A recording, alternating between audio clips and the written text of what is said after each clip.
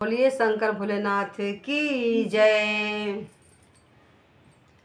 धन हो लागल सावन महीनावा, धन हो लागल सावन महीनावा, चल चली काशी नगरिया ना। धन हो लागल सावन महीनावा, धन हो लागल सावन महीनावा, चला चली काशी नगरिया ना। चला चली काशी नगरिया ना, चला चली काशी नगरिया ना, चला चली काशी नगरिया ना, चला चली काशी नगरिया ना। धन हो लागल सावन महीनावा, धन हो लागल सावन महीनावा, चला चली शिव के नगरिया ना, चला चली शिव के नगरिया ना।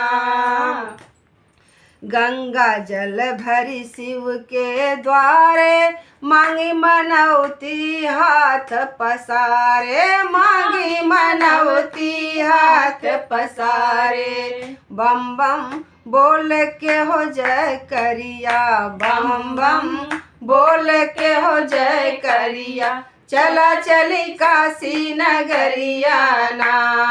धन हो लागल सावन महीनावा, धन हो लागल सावन महीनावा, चला चली काशी नगरिया ना, चला चली काशी नगरिया ना। काशी विश्वनाथ हर गंगे, झूमे सब भक्ति के रंग में, झूमे सब भक्ति के रंग में। रिम झिम बरसे कारी बदरिया, रिम झिम बरसे कारी बदरिया, चला चली काशी नगरिया ना। धन हो लागल सावन महीनावा, धन हो लागल सावन महीनावा, चला चली काशी नगरिया ना, चला चली काशी नगरिया ना।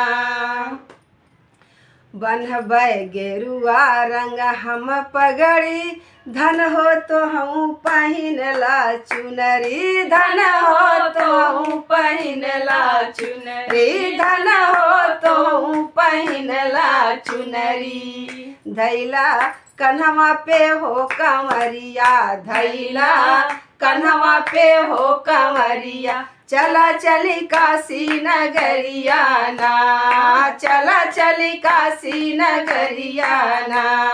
धन हो लागल सावन महीनावा, धन हो लागल सावन महीनावा, चला चली शिव के नगरिया ना, चला चली बाबा दुअरिया ना।